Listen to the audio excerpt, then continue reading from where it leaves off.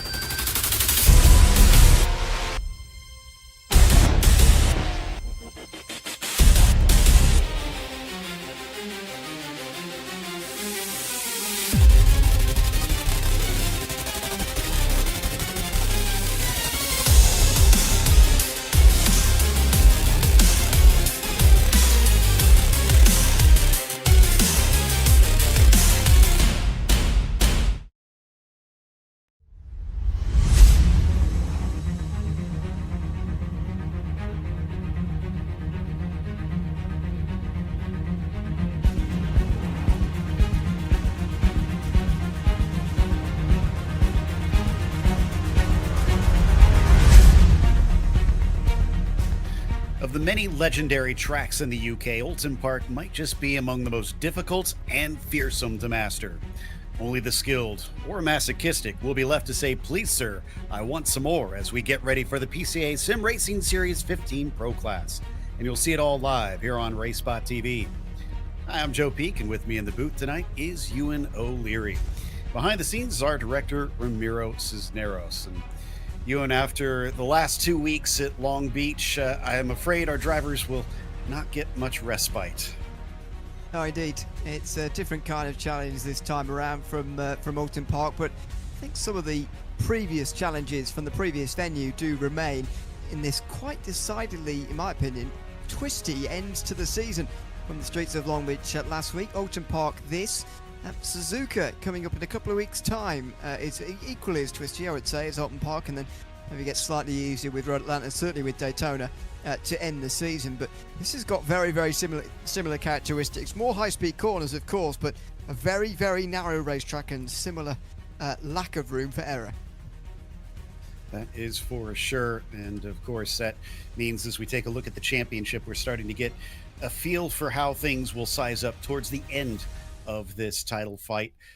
Bryce Rodriguez and Blake Town, both in the Super Pro class, are at the top of the Pro class points and separated by only 20 of those points. You've got Mendonca, who is another 20 points back from Townen. So incredibly tight for the top three. You get 40 points back to Briggs, which still is not much considering it's 350 for a win here. From there, it's Lyon, Isabel, Brown, Pies, Sang, and Grotto who round out your top 10 after we have completed halfway through the season. I believe we've got, let's see, is there anybody else still able to complete laps here? I see a few drivers on the track, but I know that Rodriguez currently has the provisional pole. Yep, he does indeed. It's not by very much, though. Blake Townend is challenging him very, very closely indeed by just 16 thousandths of a second. He is behind. It isn't the longest circuit in the world, so most of these laps should be done already. Justin Tipton's still out there. He's put in a very good performance indeed there to be first of the non-super pros in this season. But what a great first half of the season it's been in terms of those championship standings. Just to touch back on them, 80 points covering the top four at the moment. Jesse Lyon's only 200 behind, which is quite close when you look at the point system that we actually have here. But it is those front four we're really thinking about at the moment. I think the question that I've got really is about Briggs and Mendonca's consistency to stay with the others. I mean, Thomas Briggs has qualified down in 16th for this race. I think that sort of underlines my point. Mendonca is in 4th, though, and he needs to be because he didn't get any points from Phillip Island, and every race for him counts until the finish. That's a good point. Yeah, the drop weeks only help you for that one event. After that, you are under the gun. We saw Matthew Siddall. He was the last driver that was able to set a lap. He did improve up to 15th with that 132 flat. Otherwise, I think we've got everybody essentially done with qualifying at this stage. It looks like, yeah, just Ian Gibbs out there who's sitting at the exit of the pits, but he's already taken 2 of his 3 laps and he doesn't have enough time to complete the final one. He's actually also the last driver to have set a time in terms of times, 31 out of the 32. Julian Velez, the only driver that we do not see put one on the board for today. And much like we saw with the past 2 weeks, track position going to be oh so crucial here, Ewan. Yeah, it absolutely is, and that is that's going to be the key for all four of our classes really over the course of the next couple of weeks. Do you think it is still possible to overtake round here? You've got to really work on it, and we'll talk about it as the races go on. But I mean, you've got to work on it so hard. Coming especially down in towards turn 10, towards Hislops will be a decent chance. Around towards the end of the lap, especially the final corner can be a surprisingly good place to do it sometimes. But many times you're relying on an error from the driver in front, which may happen here, but they can be difficult to come by in this series. There we see Thomas Briggs very much out of position. Is he going to be able to make up for that once we get to the green flag, which will be shortly? They do have a small warm-up here, so they've got some more practice. Maybe he can try and come up with a strategy to work his way around a lot of passing. Arthur Chan, in the meantime, here in the number 50, is already back out on track and getting his warm-up laps started, as I think we're going to be taking a look to see how Bryce Rodriguez managed to put this one on pole in just a moment. Like you said, it's not the longest of laps, but this is the chicane version, so that slows it down a little bit, Ewan. Yeah, indeed. But I think it is necessary, to be honest, to make this circuit interesting and well, not it's interesting anyway, but you do need it for the overtaking chance, especially the ideal layout might well have the first chicane removed there. To be honest, the Britain chicane you just see through there, but I think the second one is absolutely necessary for overtaking in these cars, which is still going to be very, very difficult anyway. I don't want to get people's hopes up too high. Let's not make any mistake. This will be just about as difficult, if not maybe even more difficult than at Long Beach. Bit of a controversial opinion there, but I'll say it's more difficult. We'll see whether that's any truth or not. This is the pole up from Bryce Rodriguez down in towards turn 1, looking for that late apex really through turn 1 and not going too far out wide into the AstroTurf on the outside either. That will get you an off track. Down to Cascades, trying to straighten up the braking zone before another late apex. These corners do go on for a while in the first sector. Don't want to run out too wide there either. No tarmac run off. Just a lot of grass on the outside. Very fast committed turn 4 here. You've got to make sure you don't go wide though. Don't even maximise the right hand side of the road there. You don't want to. You want to dive into turn 5 like that. Diving for the apex, staying low down the bottom. It's a bit like a short track oval down there at turn 5. Before you get into the first of those two chicanes, just slaloming really like a skier through the gates, going through the Britain's chicane, up over the top of the hill and down into another chicane. This will be the better of the overtaking chances, but only marginally in towards turn 10. Very narrow on the way in there, wanting to get quite close to the walls there, the tyre walls on the right and left hand side, before getting a good run out of turn 12 and the run up Clay Hill now towards Druids Corner. This turn 15 can go quite wrong actually, and you've got to be careful through here as a result, but if there's a mistake, you'll be opened up down in towards this final corner at Lodge Corner. Well, again, you're looking for that late apex. It's a relatively long run you're waiting for on the front straight here, certainly by this circuit standards. And that completes another lap. It's a dizzying lap, really, around this circuit. And Bryce Rodriguez, the quickest through it, but only just by 16 thousandths of a second. It's enough. This is good as a mile, I suppose, in this situation. But as we watch the last of them finish their warm-up, we take a moment to see how that grid shapes up here and bring you our starting order, because I believe they may have come close to maximizing how many spots that there are available at this track as well. Bryce Rodriguez on the pole, as we mentioned. Blake Townend will be starting next to him, hoping for a good start to try and challenge him into turn 1. Tipton, not in those Super Pros, doing very good for himself, starting from 3rd, as David Mendonca will be in P4. After that, it's Christopher Cook in 5th and Robbie Prescott in 6th. Jonathan Waltman will start 7th today. Saji Zuhar is going to be starting in P8 with Logan Prado in 9th. And then just outside, or just finishing up the top 10, it is Andrew Serger. Sylvester Canny will start on the inside of row 6. Arthur Chan to the outside of him. Christopher Pies will be P13 as Thomas Ewing starts 14th. Then it's Matt Siddall on the inside of row 8. Thomas Briggs will start 16th position. Leif Peterson, P17 for him, and Chad Hinson in the 18th spot. Jake Gerbino, he starts 19th today. And then rounding out the top 20, it is Chris Braun. Jason Ryan will be in at 21st. You've got Julian Jones next in the 22nd spot, James Huth in 23rd, and John Gibson's car starting 24th.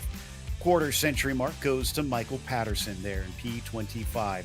It'll be Cameron Erickson in 26 as Vinny Rovito starts 27th, and Derek Dirksen in 28th. Kevin Jokel starts 29th today. From there, Mark Kudrowski starts 30th. Last two cars, Ian Gibbs in 31st and Julian Velez in 32nd. And with just about 10 seconds left to go, you might want to try and exit pit lane, but it won't do you much good other than practicing that pit exit, which I find interesting because it does kind of dump you right into the racing line of the next couple of corners there, Ewan. Yeah, it's difficult really to know what to do with the pit lane in this circuit, or indeed where to put one if you were to redesign it. It's not obvious. I think if you were making this circuit now, where you'd put a Fuji, I'd seem to think, although without the chicane in front of it, there is a bit of one. You are standing on the brakes there, something again that you need to practice. And coming down towards Cascades, I think it will be less of a problem, but again, something that absolutely has to be practiced because it really creeps up on you on the right-hand side there. And as you say, we will be right at the limit, surely, of capacity in this pit lane. In fact, I wouldn't be surprised if some people are sharing boxes tonight. We don't see that often in the PCA. And indeed, in actually races and series that are not endurance series, you very rarely see it actually. But we've got to be getting close here at Oulton Park. It is a small place, and so 32, not the biggest we've had this season. It may well feel the busiest it's been this season, though. Certainly will, and we see the weather as well, looking at 74 Fahrenheit on the track surface itself. That's 23 Celsius for the metric folks out there. And as we see our grid lining up, it's going to be a partial pace lap, even though it doesn't take very long. Thankfully, those who did not enjoy the standing start of Long Beach, they have switched back to the rolling start. Hopefully that'll help some at the beginning of this race. It is a very narrow track. It's kind of notorious for that, and drivers will have to mind themselves as they do offer extra punishment, Ewan, on that first lap if you wind up making contact. Yeah, and that's the right thing to do as well. Try and encourage everybody to get through this opening lap without any contact. You see that in any circuit, doesn't matter whether it's here, although it is pertinent here as well.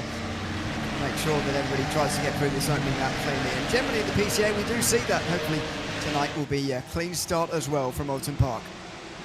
Rodriguez has not won since the opening round at Mexico. Can he try and find his way back to the top as the green flag is out and they fly down towards the first corner at Old Hall? It is still plenty side by side through much of the field, but the top 5 or so immediately get single file upon the exit of the first turn. Then it's down the hill through Denton's into Cascades. Look at how close Townend is staying to Rodriguez. He is not letting him get away early. And it's going to be so crucial early on here. You mentioned the track position. He's got to try and get his way through, or at least put the pressure on Rodriguez here. Watch for the dive at turn 5. There'll be a decent chance for him on the inside there. It does open up, but no, it stays around. It actually takes a completely different line, indeed, through turn 5. One of the other championship rivals, though, Thomas Briggs, making moves in the background, already up to 12th. So clearly some of those down the back of the field, further towards the back, have been making moves. One thing the drivers need to watch out for is those tire bundles. In real life, they would move and give some. Here, they are practically like concrete walls. They are stationary, and if you hit them, you will pay the price. So they're going to be threading the needle all night long, trying to maximize those chicanes. They'll climb back up the hill past Water Tower once again, and it looks like Townend can't really do much at this stage, so he stays patiently right behind them in the meantime, watching Tipton being chased by Mendonca. Indeed, struggling to stay connected there for a moment, but a good start from Tipton to get in front and stay in front of Mendonca, because that was a lofty qualifying and a good qualifying from Justin Tipton, and a good way to start that here with the beginning of this race. Mendonca not really anywhere close either to challenging that at the moment. And nobody anywhere close to challenging the top two either. It is clear who the two to watch in this field are, and they're 1 and 2 at the moment at the front of this race. I think they will finish 1 and 2 as well, barring a disaster. It is already a very big gap just for the end of lap number 1. I'd almost argue that Briggs is another one that we need to keep an eye on. He's already made up 4 positions in the first 2 laps. He's going to have a lot harder time the higher he goes up. As we watch him here in the 22, chasing on Serger in that green and blue machine. Just a little bit of a burst coming up towards Britain's, you can see. And perhaps I'd say maybe a little bit lenient of the 2 chicanes, a little bit more open than the 2, but he's forcing a defensive move from Andrew, and he's still going to try and find the inside, coming down into his lops. He'll have to work around the outside. They make contact, and now Serger makes contact with another car who goes backwards, and I didn't quite make out who that was, but Briggs gets away with it. It looked like me. It didn't look like me. It looked to me like Arthur Chan, who was in contact as well, and what a disaster for Serger, who has to wait for everybody to go past. No pit stoppers after the opening lap, and that means he's all the way down to 32nd position. What a disaster. You've got to take risks and be aggressive in making overtakes at the chicanes on this place, or indeed anywhere you can find, but especially the chicanes, and I'm afraid it just hasn't worked out on that occasion. These are the things that can happen. These are why they are risks. It's high risk and low reward round here to make those individual moves, and we've just seen why already in the first 2 laps of this race.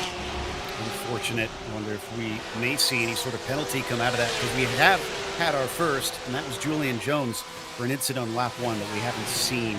So not quite sure what caused that, but he's already at the back of the field. So a bit of a moot point as we watch the battle for 6th position. This is Cook being chased by Zuhair, and Waltman close behind him, coming up to that first chicane. Once again, will we get another run coming out of here? Will drivers try something into his lops? Doesn't look like anybody really made anything out of that exit. It's so difficult. I mean, with that Hislop, the Britain chicane towards Hislops, the distance between the previous corner is just halved, really. And that means that, or more so, and that makes it very, very difficult indeed to get the run that you need coming in towards the next chicane to actually make anything work, as we'll see here time and time again. But we have already seen early on that if you do get on the front foot early and you make your intentions clear from early, you can make things happen. Obviously, incident happening in towards the second chicane is not what we want to see, but we do want to see people get on the front foot here and try and make things happen. And that can't be faulted, although unfortunately the consequences we've seen so far haven't been so good. Certainly not, but I think I'd rather see some attempts than just everybody waiting for the pit stops to try and leapfrog one another. But we'll see what the drivers think, because they're the ones out there actually having to fight this war. Right now, Zuhair is taking the war to Cook as he gets close down through Cascades.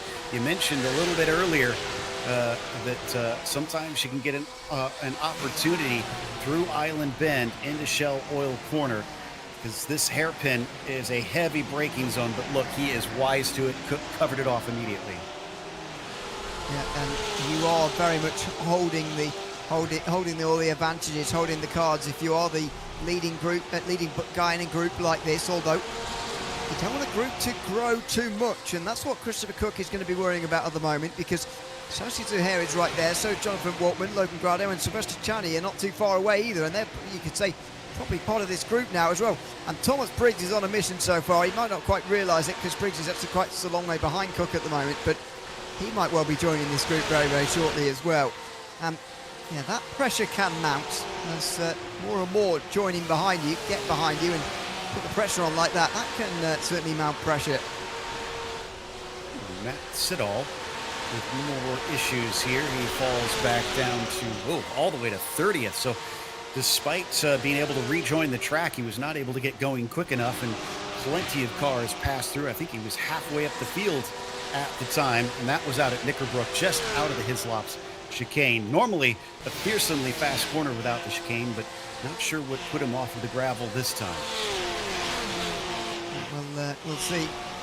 We'll get some replays from the early laps in a moment, because there's been a bit going on in the first 4 or 5 laps of this race, that's for sure. And we'll try and catch up on some of it in a second, but it does all seem to be happening in towards that second chicane, or a lot of it anyway. Very interesting to see, especially what happened further down the order on the opening lap through that second chicane. You mentioned the immovability of these tyre walls. I imagine they maybe caused some trouble on the opening lap, perhaps, but we'll just have to wait and see from further back in the pack. But for these guys, it is single file, and Cook is settling in here. This is what the leader of a group wants: a settled group of people behind, just following in your wheel tracks, providing no threat at all for now. Tipton is under a bit of threat because that's Mendonca getting closer in that white machine. Tipton's in the red, that number 13, coming down to potential passing zone at Lodge. Practically a hairpin into here, but watch the way the track drops off as it comes off the corner. Can make it so tough to get on the throttle. And of course that leads you on to the main straight to complete the lap once again. And it didn't offer anything for David this time through, so the 99 will have to sit patient once more to try and take that podium spot away. The good news is, even if we have had drivers that have had trouble with those tire bales at the chicane, we've only seen Julian Jones in pit lane so far, and we know that that is due to a black flag. Everybody else has managed to stay out on track. Yeah, that's fantastic news. As far as I can see, that is absolutely correct as well. And it is somewhat surprising as well, some of the contact we've seen. Although something worth noting around here is that actually the walls are quite far away from the racetrack in a lot of places. Not true at the end of the lap, but it is in the first sector especially, and to a degree in the second. So you can get away with a bit more than you might think, even though, as I maintain, there's still no room for error here, because there is grass lining this racetrack all over the place. It's not been tarmacked like a lot of modern racetracks. This is very much a very British style racetrack away from Silverstone. If you only go to Silverstone and think that's British racetracks, then that is the anomaly indeed as far as UK racetracks are concerned. Much more of them are like this, very narrow, lots of grass to either side, not much room for error in places here. Other places it can be much worse in terms of how close the walls are. That makes it yes, challenging to drive, but unfortunately so far for the 10 minutes that we've seen, a little bit difficult to overtake as well. Exactly, and I suppose you make a good point that that's something that US and UK tracks seem to share, is a lot of that old school feel to them, where they're still extremely punishing. Maybe that's why we're seeing drivers wait, because you talked about the high risk with little reward. Maybe they're thinking better to hold on to my car, keep those risky moves till the end. If they're not showing themselves, might as well make sure it's high percentage. Yeah, and you know, it's all about weighing up where you are and who you are even. I mean, for example, Thomas Briggs started down in 16th. First of all, he should have put in a better performance in qualifying, but you know, he doesn't need anyone to tell him that. The thing he's got to now, I think, is, you know, there is more reward for him, so he's got to try and make moves happen now. He's got to be more aggressive. But you know, if you're somebody like you know, well, any of the others really in this group, you're Logan Grada, you haven't actually gained any places yet, you're sort of cruising along, especially for this first part of the race. Do you actually need to get involved in any low percentage lunges on Jonathan Waltman for 8th place? Because you know, there's two more in front of you there who are going to get you caught in the very same group that you're already in anyway. You might as well save as much fuel as you possibly can for this first part of the race, unless a real door opens itself up, and obviously make sure you take that chance if it arrives. But if it doesn't, for someone like Logan Grado or even Waltman in front there, I don't really see the benefit of taking a lunge anywhere around this circuit. Now, as I say, if you're Thomas Briggs, you're going for a championship here. He's off the back of a victory 2 weeks ago that really, I think, should have got his season on track, but based on the qualifying we've seen tonight already, it just hasn't, and it's going to be really hard for him to get to the front of this group and even finish in 6th, never mind any higher than 6th. Exactly, he still only sits 10th in the points, which is unusually low for him. But we continue to follow not just that big pack of cars, but this battle for P3 between Mendonca and Tipton. And actually, David managed to get by. He is now ahead of that red car. I'm kind of curious where this took place. It seemed out of turn 3, which is really weird. because that's not a place you get a run on somebody normally. I can understand it if he only just about got alongside in time for turn 4 or whatever. That would be more understandable. But at the moment, I'm a bit puzzled, to be honest. There is sometimes a slowdown that you can get to what I think it is through the first corner rather than the last of the previous lap. I think it's the first corner of a new lap where you can get a slowdown for cutting the inside of turn 1 too hard. It's not really the ideal line anyway, so you don't see it too often. But I have a feeling that might be where there's a part to play. But again, that all falls under the category of a mistake happening in front. Maybe it was a legitimate mistake, not attached to a slowdown at all. And that's what's allowed Mendonca through. But pretty disappointing for Tipton to lose it with such ease. Yeah, not what he needed in this situation. And really a testament to trying to use that waiting and just letting it come to you situation. There's another wide moment, this time for Mendonca. He keeps from getting any sort of slowdown penalty on that one, so he'll hold on to third. Tipton no doubt saw that, knows that he can maybe get a mistake out of the 99. Checking in with the battle for 15th. Arthur Chan in this group, who we saw lose some positions earlier. By the way, an update, no further action from race control on that contact between himself, the 987 and the 22. Okay, so I mean, when there are a lot of guys involved, it is easier to put it down to a racing incident with so many moving parts. And as indeed so far, Julian Jones, the only one who's dropped down this field, has unfortunately suffered the penalty. He won't be being joined by anybody, it seems, at the moment. Although obviously things will still be being looked at from these first 15 minutes as this group continues on as it was. And so I don't know if these guys are going to be actioning moves too much unless you're Thomas Briggs, but they'll all be waiting their turn. They'll all certainly be saving fuel. Pit stops again are going to be very interesting as to how this race is going to pan out. And Briggs' laps, aren't looking that much quicker now that he's got to the back. So I wonder if he's also just trying to save some fuel himself looking forward. The one driver that is probably a big fan of Chris Cook is Robbie Prescott. He's run away from this pack by nearly 3 seconds. There he is, all on his lonesome, able to focus on his race. Now he's only in the top 5, but remember, this is the pro class, so this is the best of the best in PCA. It is hard to get up to this level. Oh, absolutely. It is very, very difficult indeed. The level at which these guys are at. You see them sometimes in other series where we do get a proper distillation of that, but absolutely, it's a tough championship in itself. And we see that again and again when they go on elsewhere.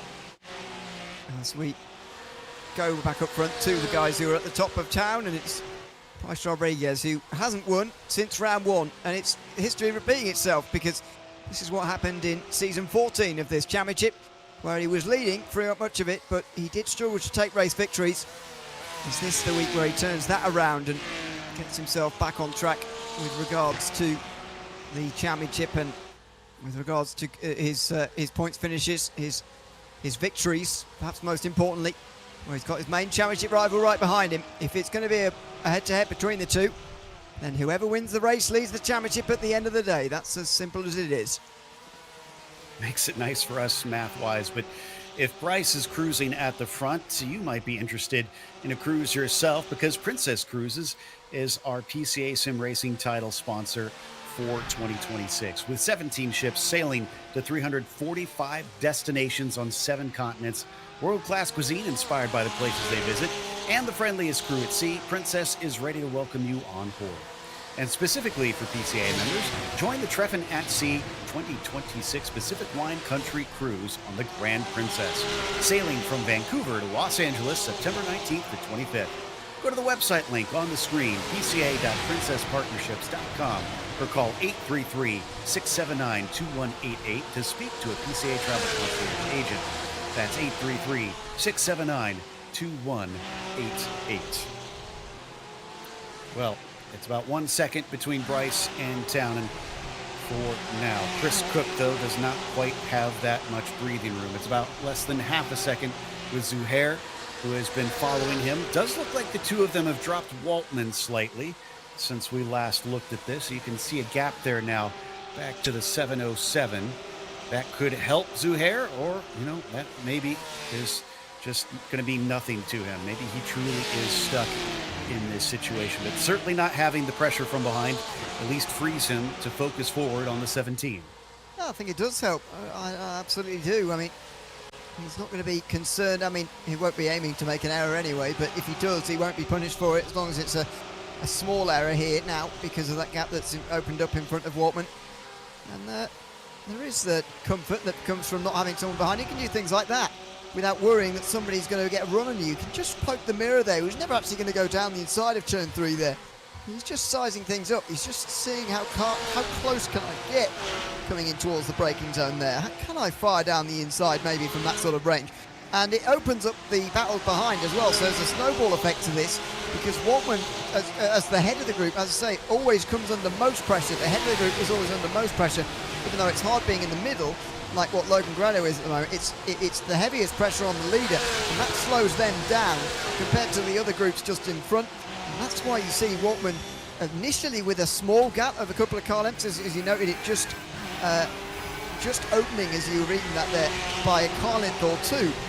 To widen to a second or two just in the time we've done another single lap. So that's the sort of pressure that gets piled on the head of a group there. Certainly when you can see the driver behind looking around, and this is the best chance for Logan Grado because Waltman's not used to leading the group, and he's going to have to get used to it very quickly. It certainly has been extremely tight in this group because Zuhair was getting very close to Cook as we were watching on the top screen and the bottom screen.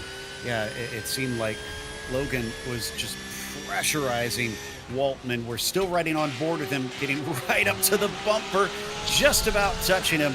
And remember, he's also racing in that Super Pro class is Jonathan Waltman, so they have their own separate championship that they're competing for as one of the many late apexes will take them on their way along Lakeside into Island Bend. Maybe a little sneaky move coming up into Shell Oil Corner.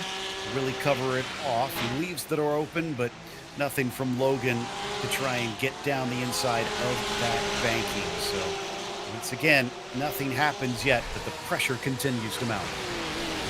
Yeah, indeed. And that has got to tell soon.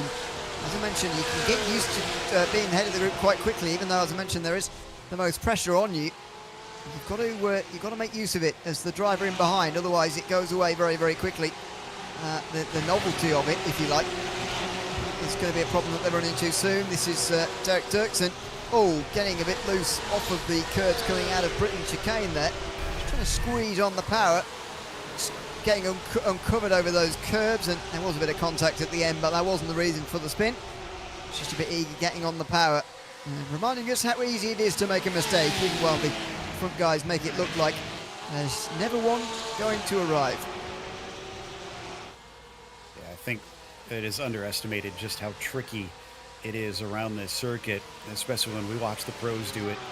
They've been handling it surprisingly well, but I'm knocking on wood because we're still not even halfway through this race. This could definitely change in complexion.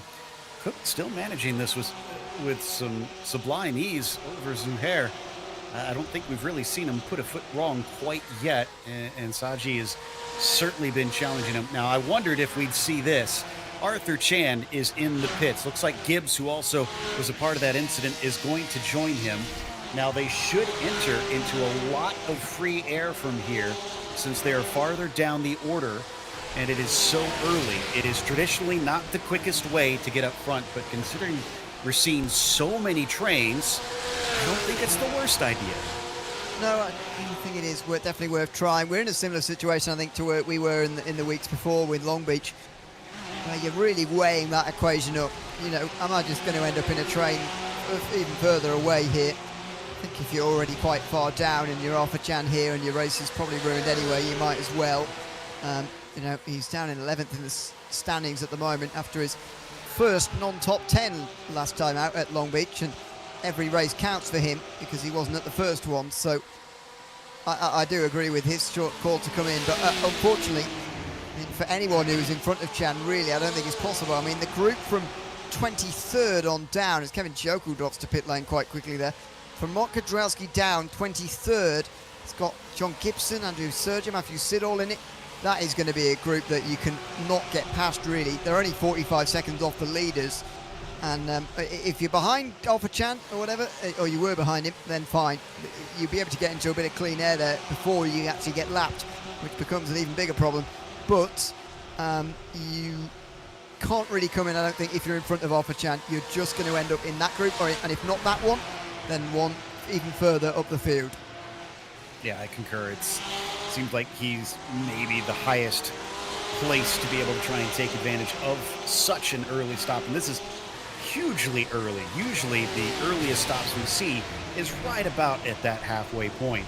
And this was with a little bit less than 40 minutes to go when he came in and is hoping to go to the end from here. They only need fuel. There is no undercut to be made with taking tires in this season. It is just down to having a lighter car by going as far as you can. Hence why we say you tend to want to try and go and pit late. Back up to Cook and Zuhair once again. The 10 just remaining in his mirrors, filling up those mirrors, trying to see whether or not he's going to blink in this staring match. Yeah, indeed, so far has been absolutely resolute in the position he's taken here, Christopher Cook. And Sergio Zuhair hasn't really challenged too hard either. I get the feeling these two are quite evenly matched. And therefore they're just almost working together, and Zuhair maybe using Cook to save a bit of fuel. And now that there's only two of them, it is much simpler to try and fuel less than the guy in front of you and get past. When there's a bigger group, things can get weird. But when there's just two of you and you're the trailing one, the job, I think, is pretty clear. Unless Cook doesn't go into overdrive, trying to save fuel as well to account for that, because then things get thrown off as well. But the way it is at the moment, I think they'll be fine how they are. Thomas Briggs remains the oddball in this at the moment, because he's working his way through that group quicker than I thought he would, actually, getting past Canny and Grado so quickly. And you'd expect him to do the same to Jonathan Watman. So what does he do when he arrives? Maybe we get to the pit stops before that situation even arises. Jonathan Watman there felt he needed to vent for a moment. I think that was quite telling. Zuhair effectively with body language assuring him, no, I'm not going to go down the inside, even though that was my best chance for the last 25 minutes. I'm not going to challenge you for this position. Yeah, I do think you're right that there's maybe a bit of fuel saving happening there. You know, and that's perhaps an easier way for him to try and make this overtake. And to your point about them being close on pace, I believe there is about half a tenth of a second between them on their quickest lap. So yeah, they seem to be relatively evenly matched as it sits right now. This is on board Jason Ryan a little bit farther down in 17th. That's Lee Peterson just in front of him. Jason's up for himself, so he's done some of the hard work. Peterson up a single position since the start of this race, but I'm not sure that they're quite close enough for anything to happen, at least at this stage, but he's definitely trying to keep him honest. Absolutely. And that's all you can really do when you're the one trailing behind here. I mentioned it earlier on. I should have said it in more certain terms, because I think I'm going to be right.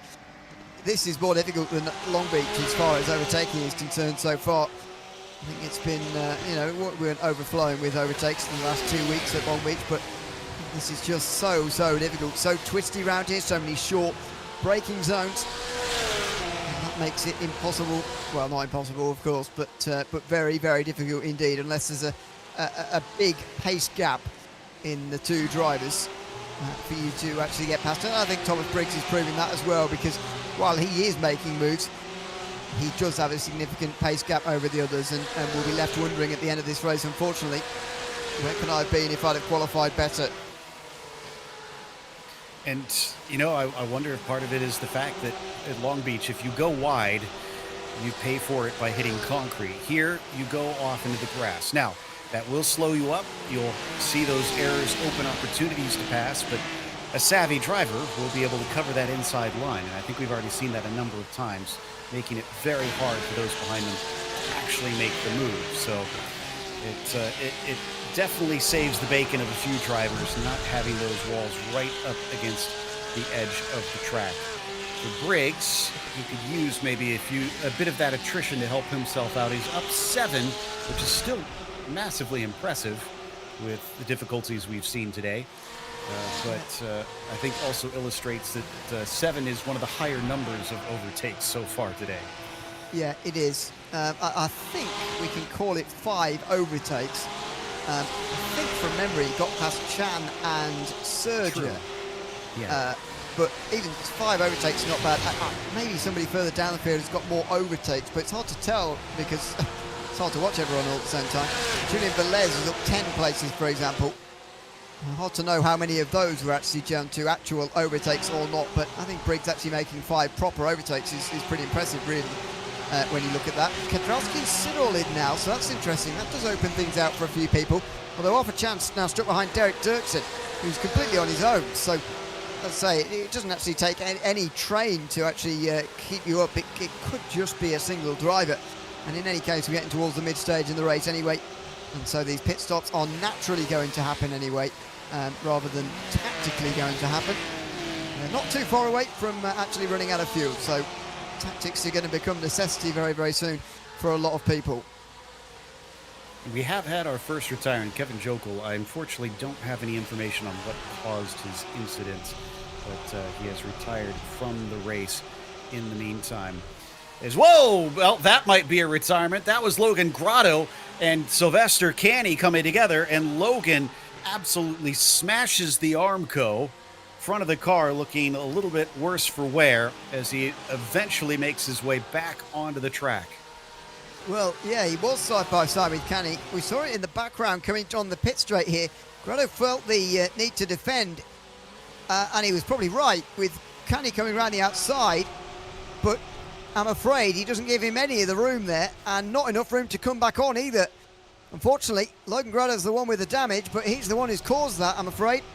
You're entitled to push the other driver quite a long way over the AstroTurf on the left-hand side there, actually, because the AstroTurf is very rideable, but you've got to let them back on again, and that's why you should probably give the room in the first place, because he will feel like he's given room there. That feels like a lot of room to give, but because he's so far over onto the right already. But you've got to remember how narrow this is. You can't even fit 3 wide, never mind try. So 2 wide feels like going 3, and it feels to me like he thought he was giving more room than he actually was there.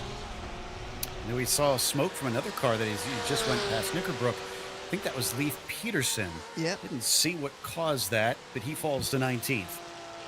I think that was Peterson, but given the way he's been dropping down the order, and Chris Braun gets past Chad Henson for 13th as well, just up the road into the final turn. So a couple of things starting to open up here, and I mentioned that you can get it wrong through Druids and get opened up into the final turn. Looks like that's what's happened there as Braun gets past.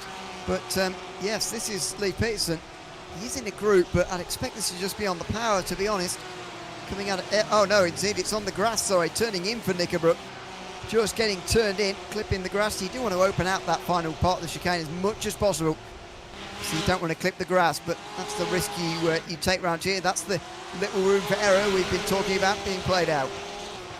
So Canny's still going after that contact, running in 10th right now.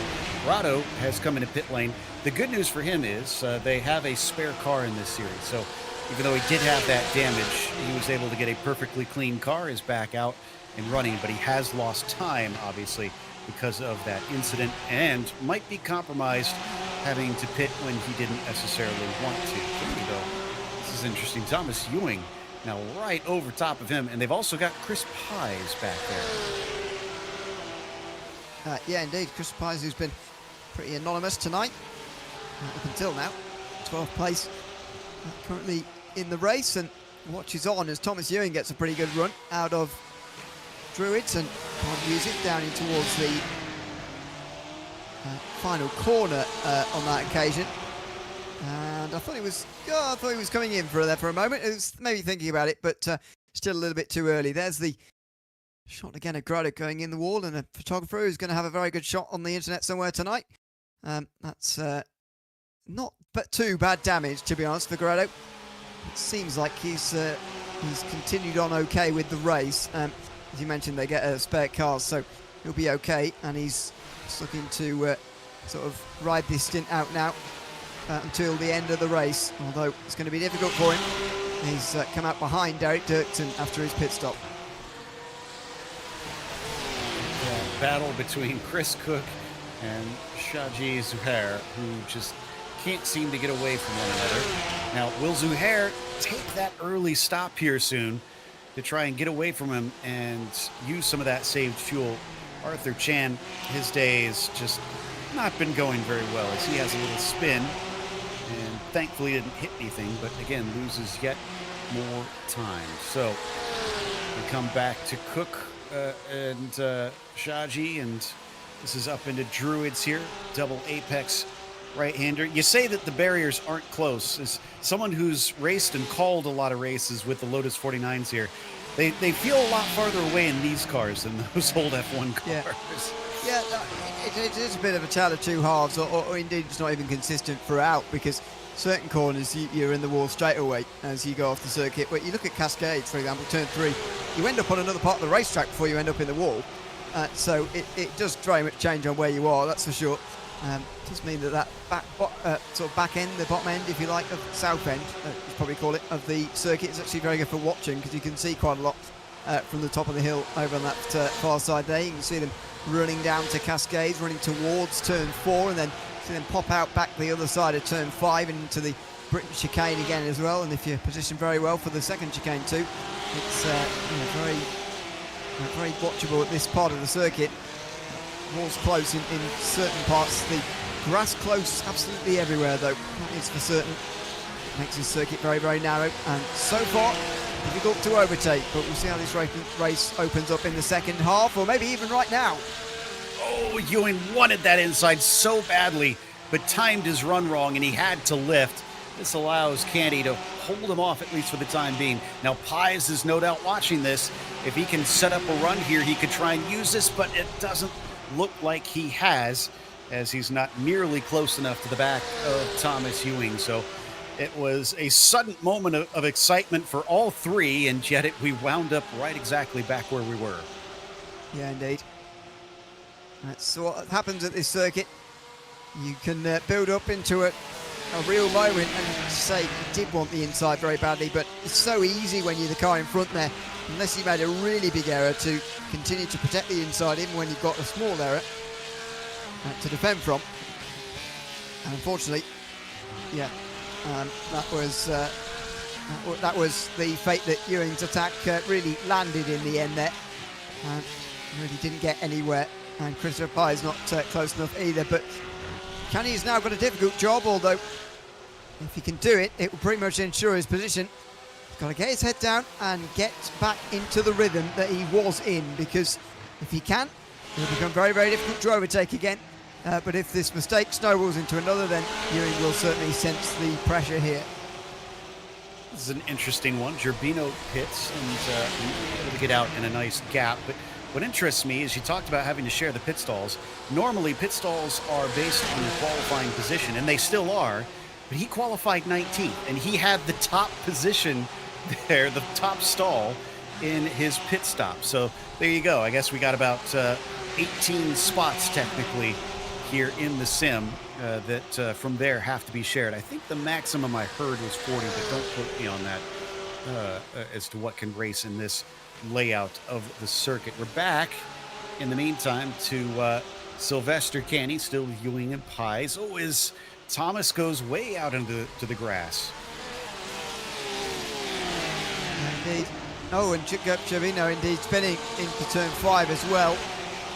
And back on without too much trouble, but unfortunately that's an outlap. That's cold tyres probably, if he's taken them, and a spin down at the first slow speed corner he's arrived at, which will be turn 5 unfortunately, as Justin Tipton comes in from 4th place. Interesting call, because yes, we're quite towards the end of this pit stop cycle, but he is he was 4th and will be in a lot of traffic now. This is how Gerbino got into the spin. Oh, and he was hit, to be fair, so it would have been nothing to do with the pit stop we just saw.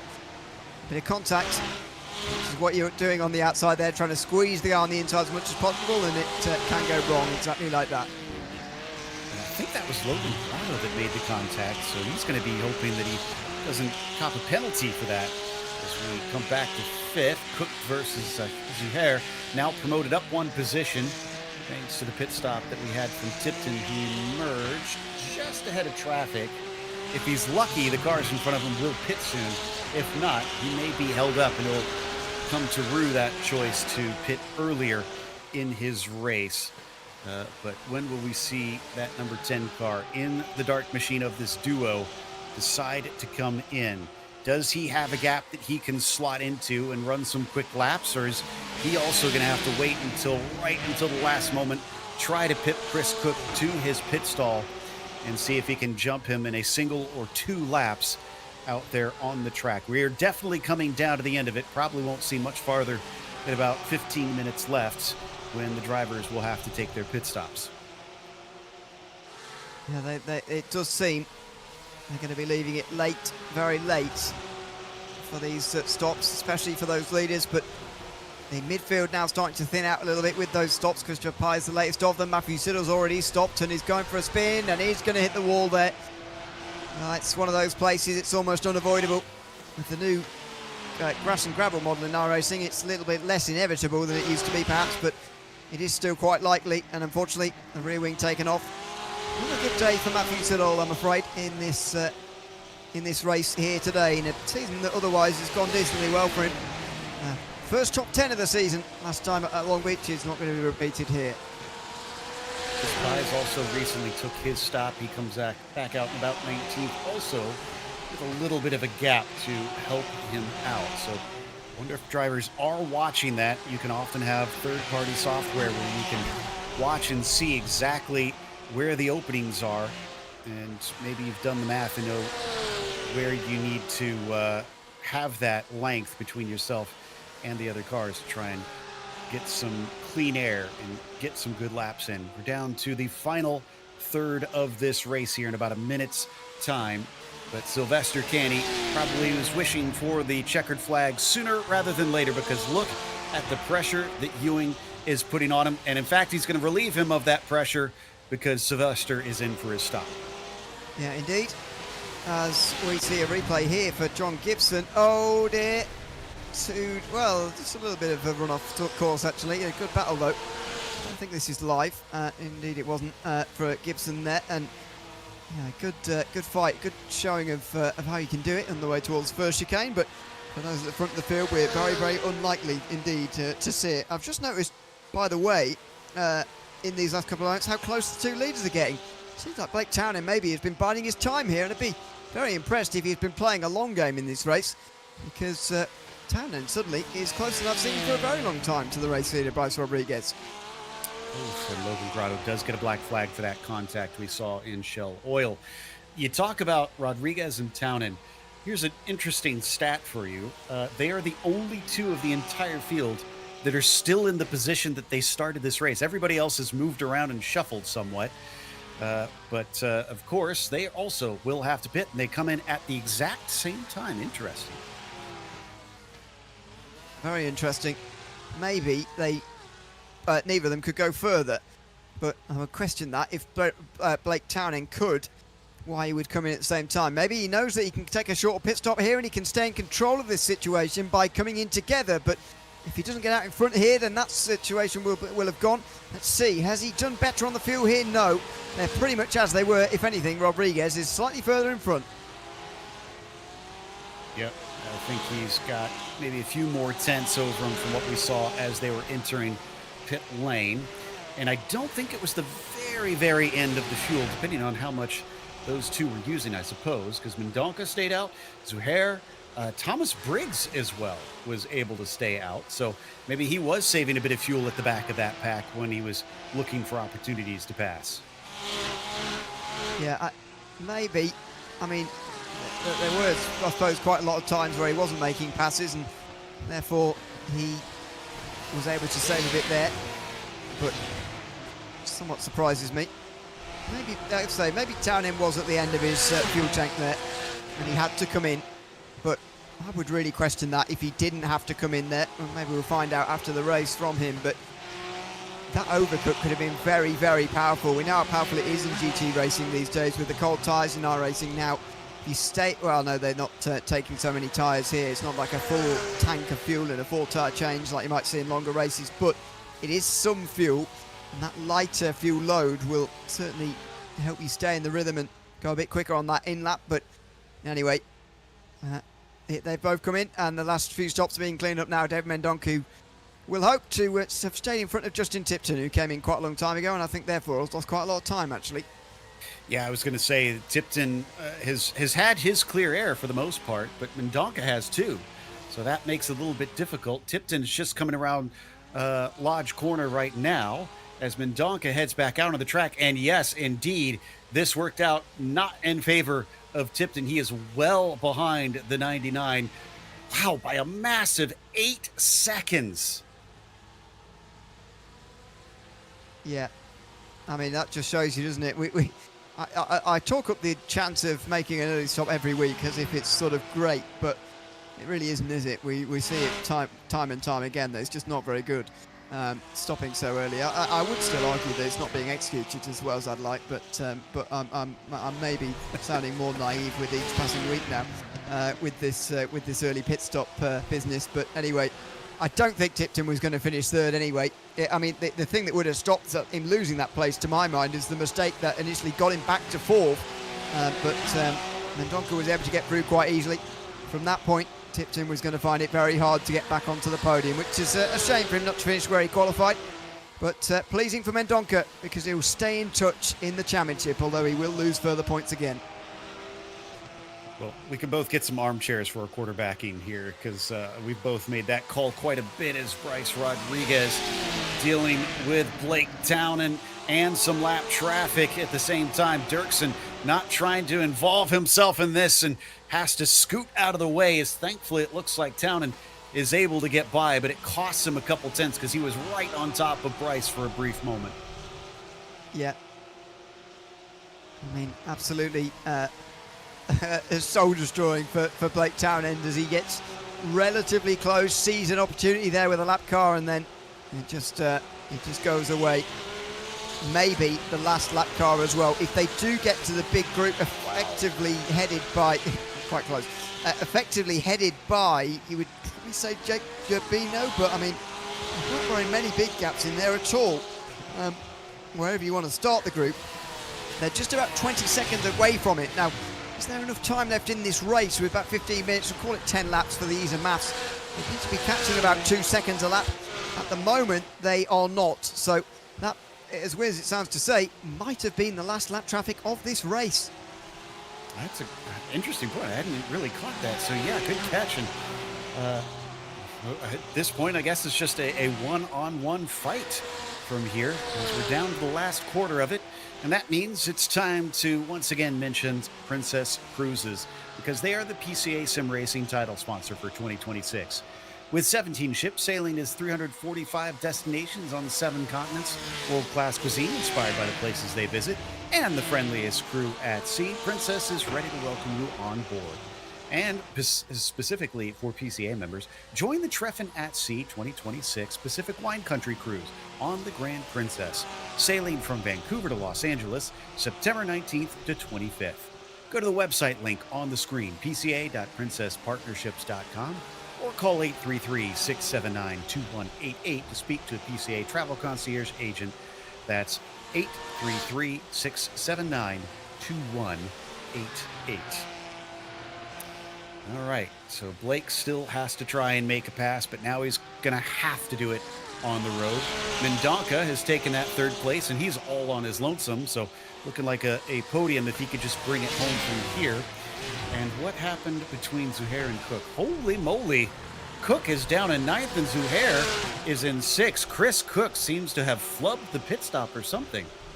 Well, his pit stop was 17.4 seconds. That is longer than anybody inside the top 17. And that is why he's dropped so far down this field, partly. Leading the group the whole way round means you're driving at your own pace and you're not really fuel saving compared to your own strategy. Zuhair's pit stop, for example, 15.0 seconds. That's the shortest pit stop that I can see inside the top 10, apart from Chris Pies, who did a 14.5. So it's there's the difference. There's the difference in terms of the pit time, and Zuhair, let's not forget, has seen others get a lot close to him there. Actually, Briggs was also quicker than Zuhair in the pit lane. but Jonathan Waltman's also there as well. So Briggs has got a great chance to get to 6th, and I'm afraid, yeah, Cook's running at his own pace for that whole first stint, didn't do any fuel saving, it seems now. And that has cost him here with that longer stop.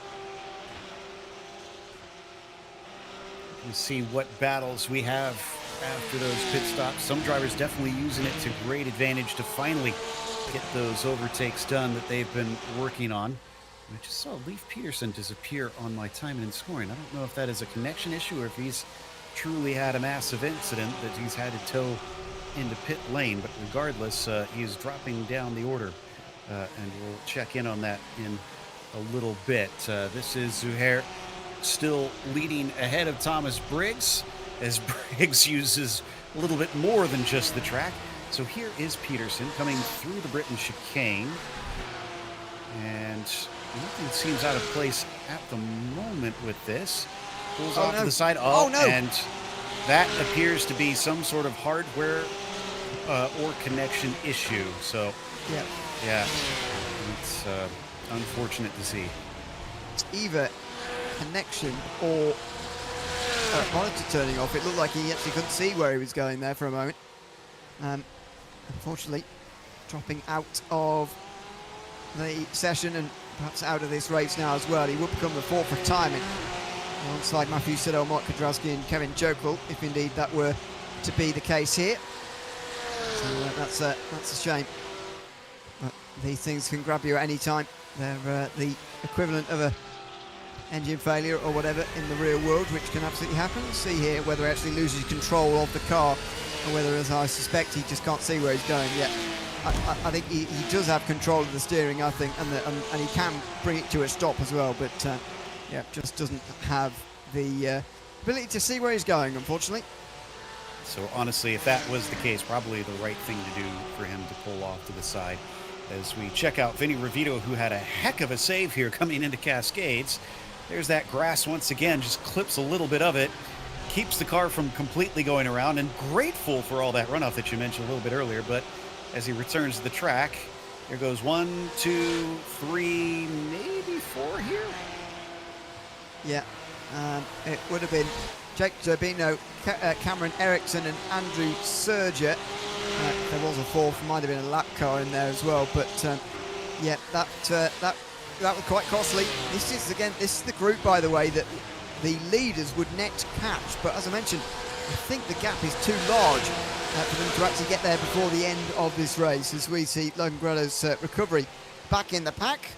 Dive down the inside, and it's argy-bargy, and return of serve, a spin through the second part of the chicane, and oh dear, that was quite risky there, and perhaps too risky indeed, rejoining like that, but you know, you can understand how he wants to get back in the race. I mentioned earlier Logan Grotto wasn't the sort of name that you'd expect to be making a low-risk move, a high-risk move rather, low-reward move in one of these races. Well, that was while he was inside the top 10. Now that his race has rather been thrown away, he might as well go for it now, only that's earned him more trouble, and he's down to 25th now.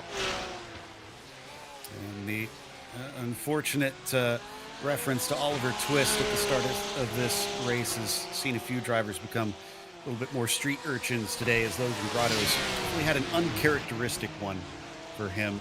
We usually see a lot more clean races, as Ewan was alluding to, and definitely a lot higher finishes.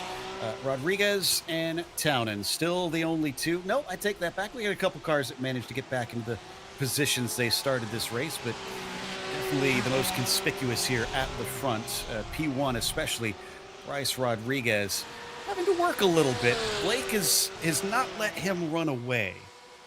No.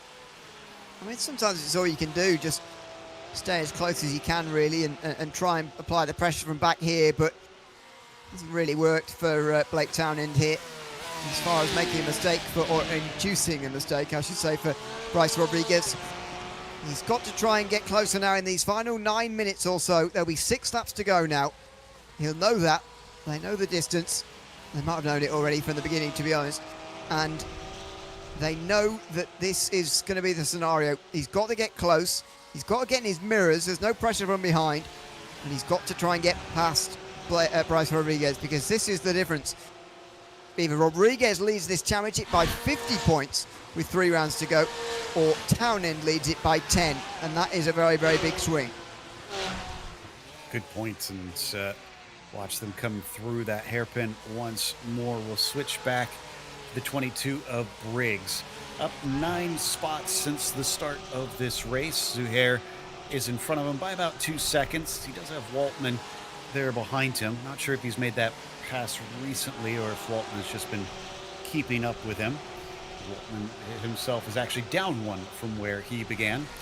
But I got to say, great job by Thomas to kind of make up for that poor qualifying. This definitely could have gotten a lot worse, but it's probably damage limitation in his head today. Yeah, absolutely. And that's sometimes on a season-long run, a championship run, you do need to limit the damage on some days when you're just not quite going at your best. Certainly around here, when you've not qualified at your best, I mean, because you'll be very buried down the back of the field. The biggest move forward today so far has been Ian Gibbs, 13 places gained from pretty much the back of the field. That's very much an outlier. Only one person in the top 12 has earned more than 3, and that is Thomas Briggs, who's up into 9th place. So it is very difficult. As Jake Jabino, unfortunately, finding more and more difficulties with this racetrack, and this time losing his rear wing properly. And drug a bunch of gravel back on the track just for good measure. So hopefully nobody else goes wide there, or else they're going to be in for a bit of a surprise. Just ahead of Briggs here, I mentioned Zuhair. I think we said he was about 3, maybe 4 seconds, I would assume, since if he continued to lose ground to Robbie Prescott. He's cut that down to 0.6 of a second. If Zuhair can't get by Prescott, then Prescott needs to probably send Christopher Cook a little bit of a thank you card. Yeah, indeed. He has helped a few out in this race, it feels. It feels harsh to say that as well, because Cook's been running his own. I suspect Cook has been out of position from the beginning, in that he put in a very, very good qualifying performance, did Christopher Cook, and I don't think he quite had the race pace to hold that.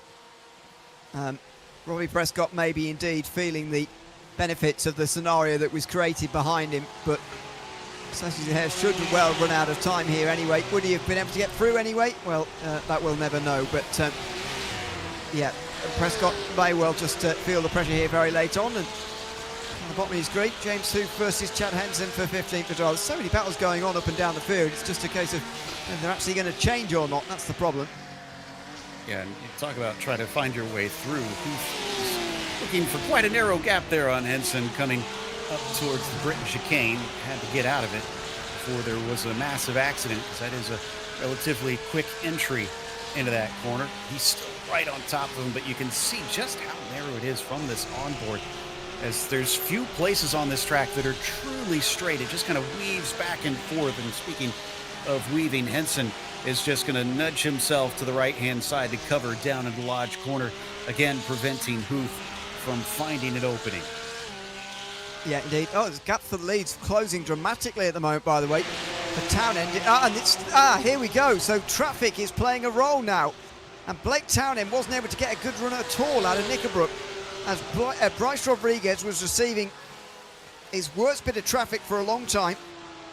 He has now got through, but the group I mentioned they wouldn't get to, at the time they weren't on pace to do so, but this group has slowed down so much with the fighting going on here late on, that these leaders now have got some real big moments in traffic to come here.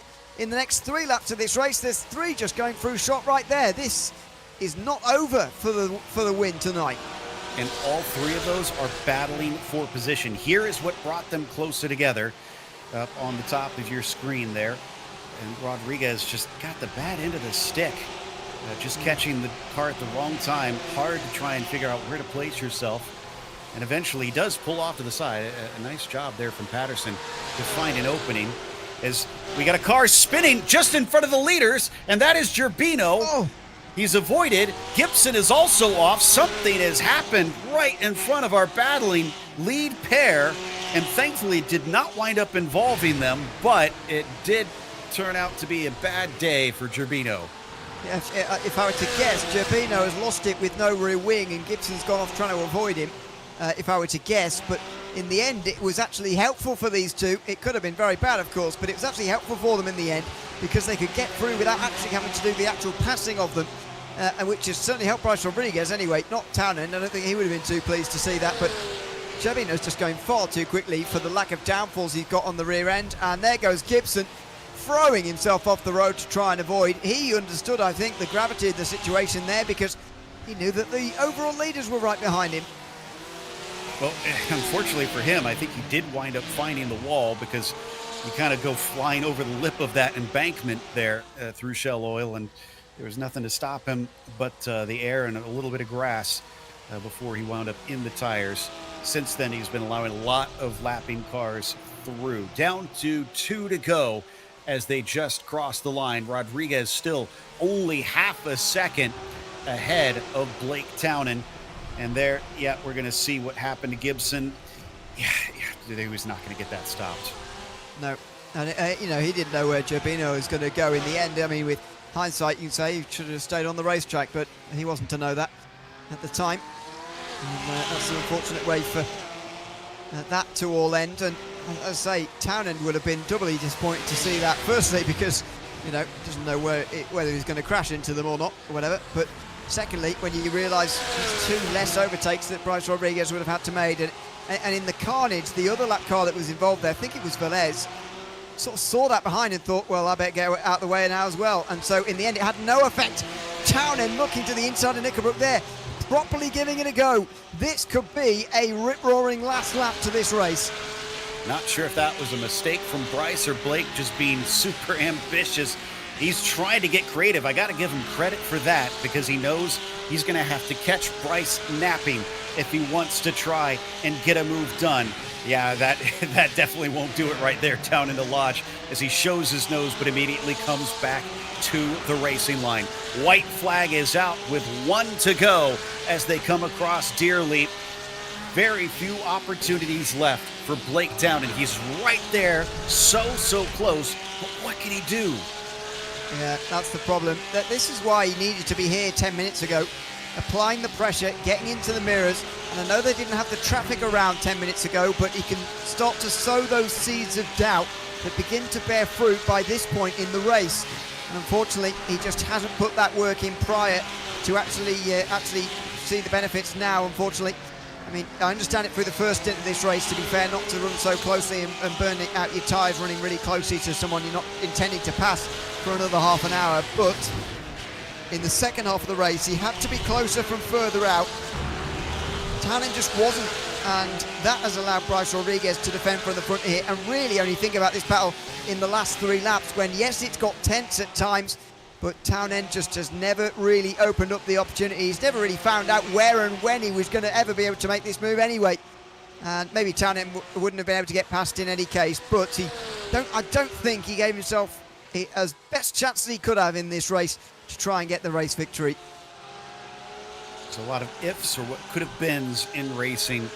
Blake will be left to just ponder them as it rests right now because it's 1 corner to go for for Bryce Rodriguez as he exits Lodge, heads over Deer Leap, and takes the victory for the first time since race 1 of Series 15. Townend will have to collect a hard-earned second place, and Mendonca behind them on the road will get onto the podium. Yep, Mendonca stays in touch in the championship, but Bryce Rodriguez extends his lead over Blake Townend to now 50 points. Mendonca 90 points behind. Thomas Briggs will be much further behind with a 7th place finish. He'll be a little bit disappointed he couldn't get past here at the end there. And, well, I'll say that. It's not over yet for those guys, actually. Robbie Prescott is only just now going to get over the line for that top 5. Well, if this race was 10 minutes longer, that could have been really troublesome for Prescott. Zuhair, Briggs and Waltman were all in his group there at the very end. If this race was 10 minutes longer, another telling aspect of it is that Logan Grotto is going to finish the last car on the lead lap. He was that close to being lapped by the leaders as we come across the line between Huth and Henson, and it is Chad Henson who comes away with that 15th as they battled Arthur Chan, an unfortunate 17th today, down 5 spots from where he began, and seen a number of mistakes that I think he's going to be ruining. But Bryce Rodriguez, whatever mistakes he may have had, he was able to overcome them and takes another victory as Blake Townend finishes in second, and David Mendonca was in third. Justin Tipton tried his best to hold on to that third place, but the early pit stop call just wasn't the move, and you could see an 8-second difference really tells the tale between himself and the 99.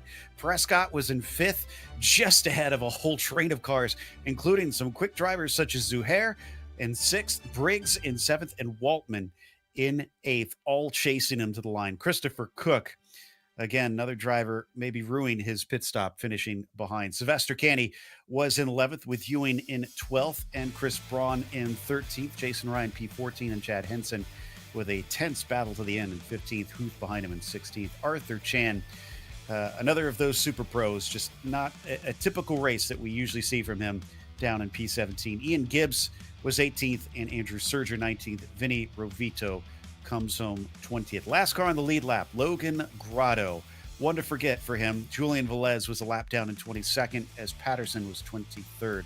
Then it's John Gibson, P24, followed by Dirksen, 25th, and Erickson in 26th, and Julian Jones in 27th. Turbino, interestingly, was a disqualification due to incident limits today in 28th. Peterson, another DNF due to what we believe might be a hardware issue in 29th. And then at 30th, of course, was Siddall with Kudrowski and Jokel, rounding out your 32-car field today. Let's have a bit of a chat with Bryce Rodriguez and see if he's still getting over some of the nerves of being chased that entire race, or is he as cool as a cucumber? Because Bryce, we saw how close things got between you and Blake. What was the tension like in the cockpit? Were you always in control? Yeah, it was a long race. I think endurance definitely paid off. Definitely was in control for all of the race. I think towards the end he got quite close, but it was just about keeping him behind and not pushing too much because the tires kind of started to go. But yeah, the car was on fire today, and yeah, so far it's been a great season. Some of those close moments did seem to come about because of lap traffic. Was that pretty hair-raising trying to navigate that? Yeah, towards the end we had some carnage in front of me. I just tried to kind of avoid it and stay clean a few times. And of course, passing lap traffic can be tough around a track like this where it's slow and everyone else is in their own battle. So of course they don't want to, give up their own battle, but we're also trying to get by. So it's tough, but thankfully we made it through cleanly.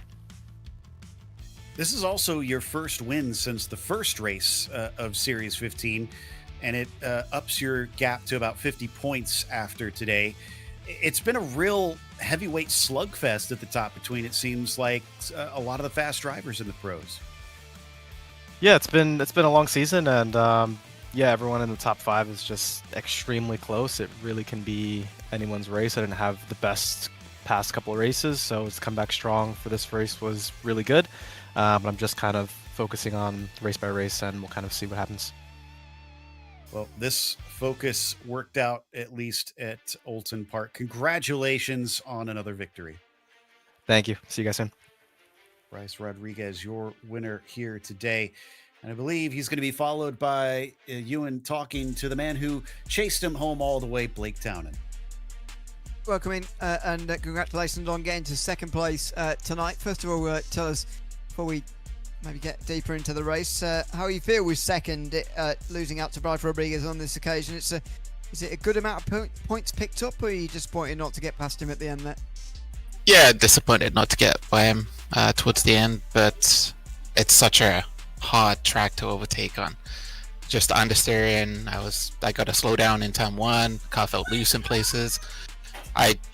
There was not much I could really do. I think towards the end, in the second chicane, on the exit there, that's probably my only chance, but even that was just, I didn't have the overlap. Tell us about those couple of moments in the race where you did have those half chances, obviously at the end there, which you've touched on, but also in the pit stop window. Did you think of going a little bit further and overcutting or trying to overcut Bryce? Were you out of fuel maybe at the point where you came in, so you had to follow him in? Because I thought that would be an avenue you might go down as well, as try and get past him.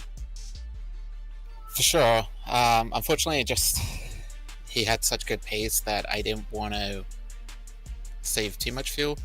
And my calculations, I thought they were a little bit risky, but it turns out that probably could have took 1 liter less fuel. I don't see the overcut happening at this track. At least it was just so hard to follow, and save fuel in that sense. Well, fair enough, and congratulations on getting to second place. Nevertheless, Blake, and thanks for chatting to us at the end of the race as well. Yeah, thank you, and thank you to SimShop. If anyone's watching this and wants to get into PCA sim racing and sim racing in general, head up SimShop. They'll hook you up with sim rigs, and you can have some fun. Thanks very much, Blake Town, in second place tonight here from Oulton Park in the Pro Class tonight. That takes us to third place finisher David Mendonca, who did in fact use that overcut, although it was a lot more extreme. David, I assume you feel like you made the smart call tonight, considering how far you were ahead of Justin after you two emerged. Yeah, Justin, he gave me a solid. I think he moved out of the way and on lap 5 or 6 when he knew I had a little bit more pace. So he gave me the opportunity to catch Bryce and Blake, but there was no couching those guys. I think those guys got to get teched or something, because something's got to be going on. Well, we were just talking to Bryce a little bit earlier. He said that it seems like the top drivers are all extremely closely matched. What areas do you feel like you can try and improve to run them down? I think I just messed on setup. I missed it big time. I just didn't think the track was going to get so rubbered in, and I missed that one. So that was kind of my bad.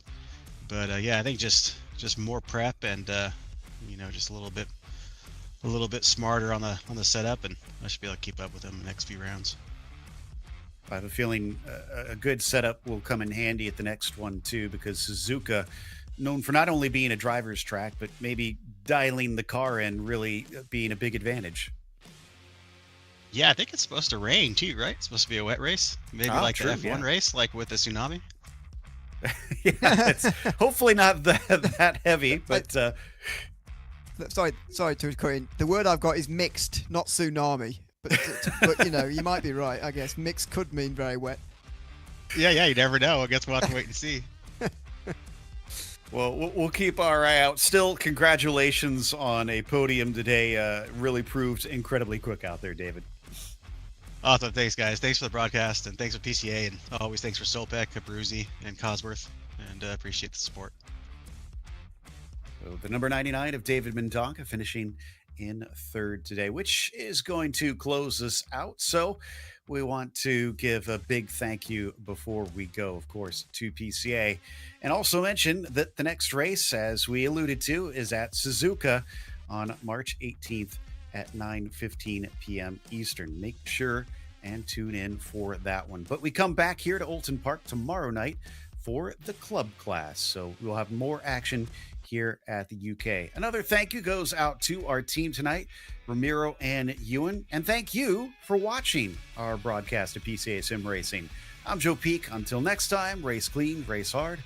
We'll see you on the track.